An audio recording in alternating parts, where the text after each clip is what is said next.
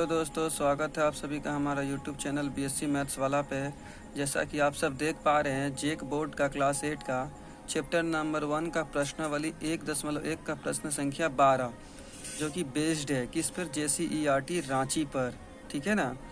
तो चलिए हम शुरू करते हैं प्रश्न 12 को। इससे पहले की वीडियोज़ में हम प्रश्न संख्या 1 से लेकर 11 तक के सभी प्रश्नों को हल कर चुके हैं। चलिए प्रश्न 12 से शुरू करते हैं। इस क्वेश्चन को ध्यानपूर्वक पढ़ेंगे और समझने का प्रयास करेंगे दोस्तों। जैसे कि प्रश्न 12 में क्या बोल रहा है, दो परिमेय संख्याओं का योगफल -3 है। यदि इनमें से एक परिमेय संख्या -11/6 हो तो दूसरी संख्या ज्ञात कीजिए।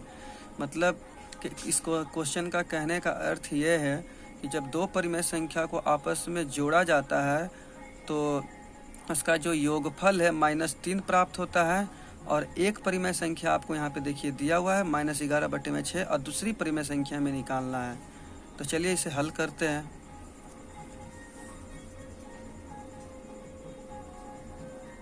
हल देखिए दिया गया है, क्या दिया गया है हम लोगों को, दो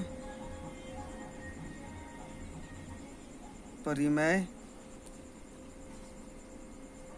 संख्याओं का योग। दो परिमेय संख्याओं का योग दिया गया है जो कितना है, -3 है। ठीक है, जिसमें पहली संख्या क्या है, पहली संख्या क्या है, सॉरी एक संख्या क्या है,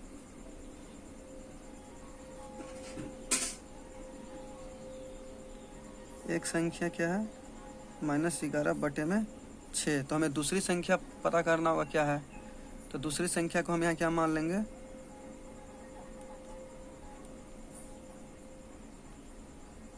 दूसरी संख्या को हम यहाँ पे x मान लेंगे। ठीक है ना।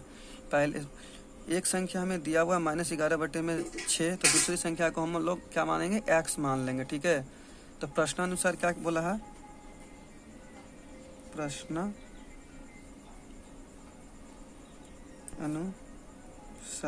प्रश्नानुसार क्या करेंगे, दोनों परिमेय संख्या का योग हमें दिया हुआ है ना, -3 है, तो दो परिमेय संख्या का योग हमें दिया हुआ था। चलिए प्रश्नानुसार क्या करेंगे, तो सॉल्व करेंगे। यहाँ पे एक ध्यान देने वाली बात है, रुकिए बता रहा हूँ मैं आपको। देखिए दो परिमेय संख्याओं का योग -3 है यदि इनमें से एक परिमेय संख्या, एक यानी कि ये पहली संख्या है, ठीक है, और दूसरी संख्या x है। तो पहले में हम किसे रखेंगे, -11/6। दूसरी में क्या रखेंगे, x को रखेंगे। दूसरी संख्या क्या है, x है। ठीक है, और इन दोनों का योग क्या है, -3। ठीक है, आप समझ पा रहे होंगे। देखिए हमारा एक इक्वेशन बन गया। ठीक है, अब इसे हम सॉल्व करते हैं। देखिए x तो वेरिएबल है, इसका मान बदलते रहता है, तो x को x तरफ रखें, x को इधर ही रहने दीजिए। और इधर -3 है, -11/6 को क्या करेंगे, इधर भेज देंगे। जब इधर आएगा ये तो माइनस से क्या हो जाएगा, प्लस में हो जाएगा, प्लस का 11/6। ठीक है, अब सॉल्व कर दीजिए इसे। -3 के नीचे में कुछ नहीं है तो इसको एक हमेशा एक रहता है, एक मान लेते हैं, +11/6।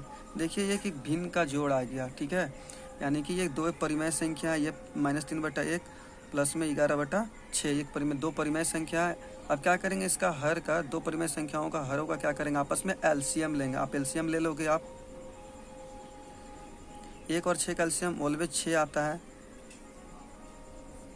ठीक है ना, 1 और 6 का एलसीएम ऑलवेज 6 आता है। और क्या करेंगे, यहाँ पे -3 आप पहले लिख दोगे, फिर गुना का साइन दे दोगे। अब क्या करना है, इस 1 से इस 6 को भाग दोगे, जो भागफल आएगा इस 3 में क्या करना है, -3 में आकर गुना कर देना है। 1 से भाग दोगे आप 6 को तो 6 बार में कट जाएगा, यानी कि भागफल 6 आएगा। ठीक है, तो यहाँ पे -3 में 6 से मल्टीप्लाई कर देंगे, उसके बाद प्लस का साइन है, प्लस का साइन, 11 है तो 11, फिर गुना का साइन देंगे, और फिर इस 6 से इस एलसीएम वाले 6 को भाग देंगे, जो भागफल आएगा इस 11 में मल्टीप्लाई कर देंगे। तो 6 से 6 को भाग दोगे तो 1 आएगा, भागफल 1 आएगा, तो 1 यहाँ पे आकर 11 में मल्टीप्लाई हो जाएगा। 6 तिहाई 18, माइनस का 18 आएगा, प्लस 11 एकम 11/6। ठीक है ना, इसे एक लाइन और आगे ले जाओ आप। अब देखो यहाँ पर घटाओगे तो क्या आएगा, -18 में से +11 को आप घटाओगे तो क्या आएगा, -7/6। देखिए दूसरी संख्या जो हमें मिली,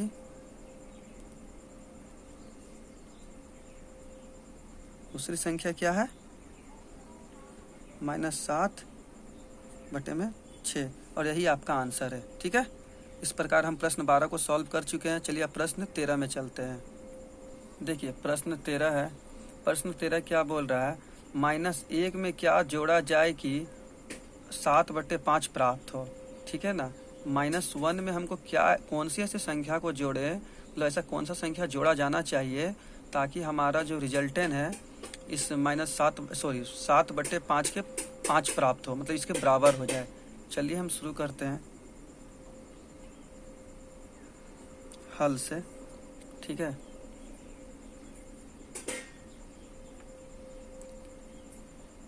देखिए हल में मान लीजिएगा, यहाँ पे देखिए हल में माना कि -1 में जोड़ी जाने वाली संख्या जो है x है। ठीक है ना, जोड़ी जाने वाली संख्या क्या x है, तो आप जोड़ लेना -1 + x = क्या, 7/5। ठीक है ना, देखिए -1 में आप x को जोड़ोगे तो क्या आएगा, 7/5 आएगा। ठीक है, चलिए इस कैलकुलेशन को आगे कंटिन्यू करते हैं। देखिए x तो बार बार बता रहा हूँ कि वेरिएबल है, x इधर ही रहेगा। ठीक है ना, और -1 को उधर भेज देंगे तो इधर 7/5 पहले से है, और -1 इधर आकर के प्लस का 1 हो जाएगा। ठीक है, -1 आकर के इधर का प्लस का 1 हो जाएगा। x बराबर 7/5 +1 के नीचे अगर कुछ नहीं है तो यहाँ पे हमें ऑलवेज 1 ही होता है। अब फिर से आप इसका एलसीएम ले सकते हो। एलसीएम क्या आएगा, एलसीएम 5 का एलसीएम ऑलवेज 5 ही आएगा। ठीक है, और यहाँ पे सबसे पहले 7 × 5 को 5 से डिवाइड दोगे तो 1 टाइम्स में कट जाएगा ये भागफल, यानी कि 1 आएगा। तो 1 को 7 से मल्टीप्लाई कर देना, प्लस 1 को 5 से मल्टीप्लाई करोगे तो कितना आएगा, 5 टाइम्स में जाएगा, यानी भागफल 5 है, तो इस ऊपर वाले 1 में मल्टीप्लाई करोगे आप 5 से। ठीक है, x बराबर हमारा क्या है, 7 × 1 = 7 + 5 × 1 = 5। नीचे में आपका क्या बच रहा है, नीचे में 5 बच रहा है। ठीक है, एक लाइन इसे और सॉल्व करोगे आप। यहाँ पे देखिए 7x का मान क्या आया आपका, 7 × 5 = 12, नीचे में 5। x का मान क्या आया, यही आया, यही आपका आंसर हो गया। ठीक है ना, कहने का मतलब ये है कि हम जो -1 में जो जोड़ी जाने वाली संख्या थी, x का मान क्या था, क्या आएगा, 12/5। आपको क्या जोड़ना है, 12/5 जोड़ना है। ठीक है, इस प्रकार प्रश्न हम 13 को भी सॉल्व कर चुके हैं। आइए प्रश्न 14 पे चलते हैं। जैसा कि आप सब देख पा रहे हैं, प्रश्न 14 क्या बोल रहा है, 2 परिमेय संख्याओं का गुणनफल -12 है। यदि उनमें से एक संख्या -3/4 है तो दूसरी संख्या ज्ञात कीजिए।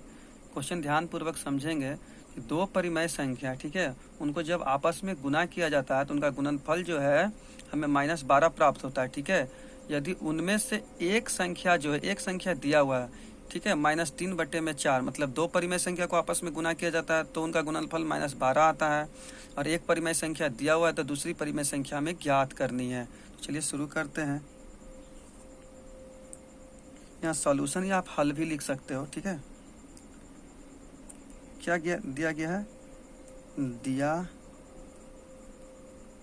गया है 2 परिमेय संख्याओं, क्या दिया गया, 2 परिमेय संख्याओं का गुणनफल क्या है, -12 है। ठीक है ना, आप देख पा रहे हैं -12 है। इसमें से पहली संख्या क्या है, एक संख्या क्या है, संख्या क्या है, एक संख्या आपका -3/4 है। तो इस प्रकार दूसरी क्या होना चाहिए, दूसरी को आप x मान लोगे। ठीक है, दूसरी को x मान लोगे। तो चलो मल्टीप्लाई कर लेना है आपको प्रश्नानुसार।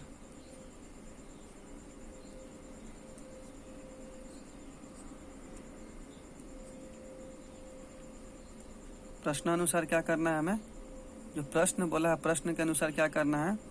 यहाँ पे देखिए, एक संख्या -3/4, दूसरी क्या है x, इन दोनों का गुणनफल हमारा क्या प्राप्त हुआ है, -12। ठीक है ना, आप इसे सॉल्व करना। देखिए x तो इधर ही रह जाएगा।